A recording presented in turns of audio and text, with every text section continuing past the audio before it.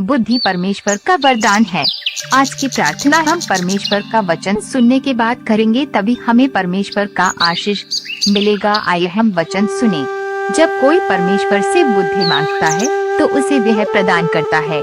देखिए, बुद्धिमान बनने के लिए लोग अपने बच्चों को स्कूल भेजा करते हैं, सुबह शाम ट्यूशन किया करते हैं, तरह तरह की किताबों से ज्ञान भी देते हैं।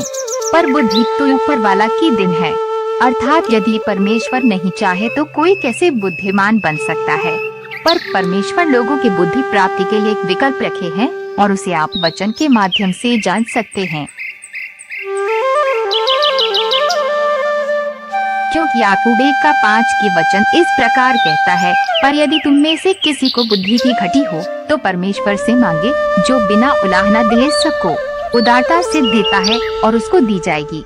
इसलिए लोगों को प्रार्थनाओं में परमेश्वर से बुद्धि मांगने की जरूरत है, क्योंकि यदि किसी के पास संसार के सभी चीजें हैं पर बुद्धि नहीं है तो आप समझ सकते हैं न उनको सम्मान मिलना भी मुश्किल होता है।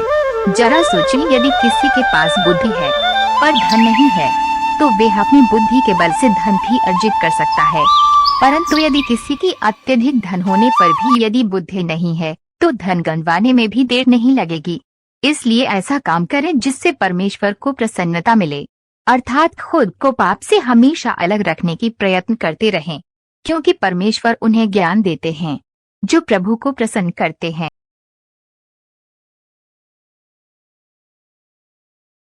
क्योंकि सभोपदेशक 2:26 की वचन कहता है, जो मनुष्य परमेश्वर की दृष्टि में अच्छा है उसको वह बुद्धि और ज्ञान और आनंद देता है, परंतु पापी को वह दुख भरा काम ही देता है कि वे उसका देने के लिए संचय करके ढेर लगाए। जो परमेश्वर की दृष्टि में अच्छा हो ये भी व्यर्थ और वायु को पकड़ना है।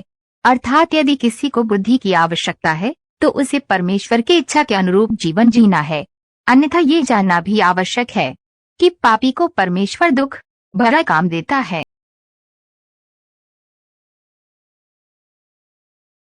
परमेश्वर ने सुलाइमान से कहा, तेरी जो ऐसी ही मनसा हुई, अर्थात तूने न तो धन संपत्ति मांगी है, न ऐश्वर्य और न अपने बैरियों का प्राण और न अपनी दीर्घायु मांगी, केवल बुद्धि और ज्ञान का वर मांगा है, जिससे तू मेरी प्रजा का, जिसके ऊपर मैंने तुझे राजा नियुक्त किया है, न्याय कर सके।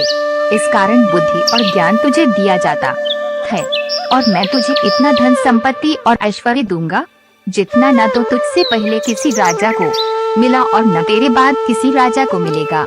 देखिए, आज का लोग सबसे पहले परमेश्वर से जीवन में प्रतिष्ठा, खुशहाल जिंदगी, धन दौलत तथा दीर्घायु जैसे चीजों को मांगते हैं, परंतु परमेश्वर ये चाहते हैं कि लोग सुलाइमान की तरह बुद्धि तथा महिमा करने के लिए ज्ञान मांगा करें।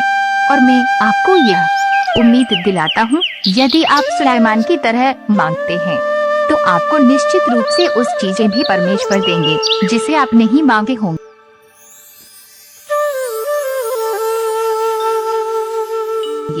परमेश्वर की बुद्धि का सामना करना मुश्किल है। एक बात ये भी जान लें कि परमेश्वर ऐसा भी बुद्धि देता है जिसको मात देना किसी विरोधियों के लिए मुश्किल ही नहीं बल्कि नामुमकिन भी है।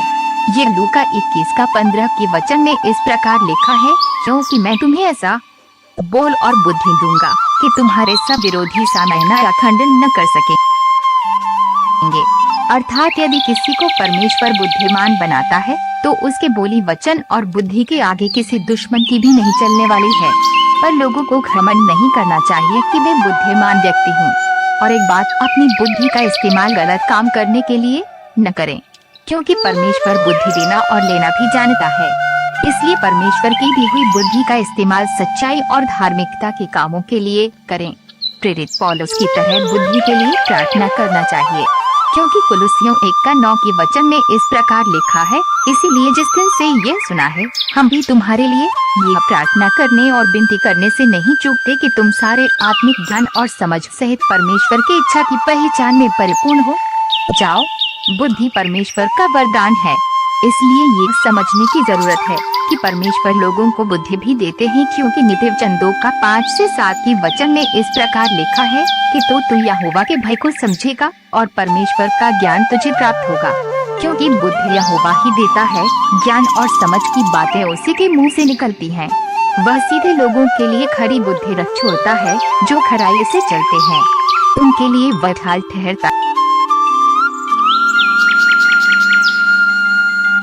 है।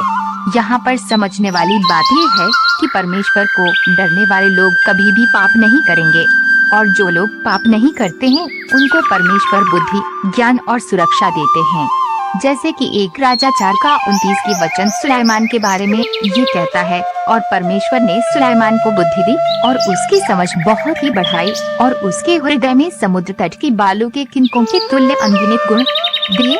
इसलिए हम अंत में लोगों से यही कहेंगे कि सबसे पहले पाप को छोड़ें और परमेश्वर को पकड़े तथा सच्चाई और अच्छाई से जीवन जीते रहें। तब आपको परमेश्वर बुद्धि से परिपूर्ण करेंगे।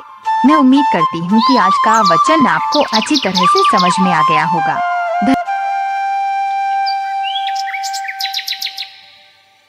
धन्यवाद। आज की प्रार्थना। सर्वोच्च और सर्वशक्तिमान परमेश्वर, आपके पास बुद्धि और ज्ञान की कमी नहीं है, पर मुझको बुद्धि और ज्ञान की कमी है। जरा स्मरण कीजिए, आपने कितनी बुद्धिमानी से सारी सृष्टि को बनाया है, क्योंकि न तो किसी ने आपको सुझाव दिया है और न ही किसी ने आपसे बुद्धिमानी की बात कही है। फिर भी आपने सृष्टि की हर चीजों को बखूबी से बनाया है। दयालु और करुणामय पिता परमेश्वर, मुझे भी आपकी जैसी बुद्धि की जरूरत है। हे कृपालु परमेश्वर, आपकी महिमा करने के लिए कृपया मेरी प्रार्थनाओं को विनम्रता पूर्वक सुनने की कृपा कीजिए। आपके पुत्र यीशु के नाम से मांगता हूँ।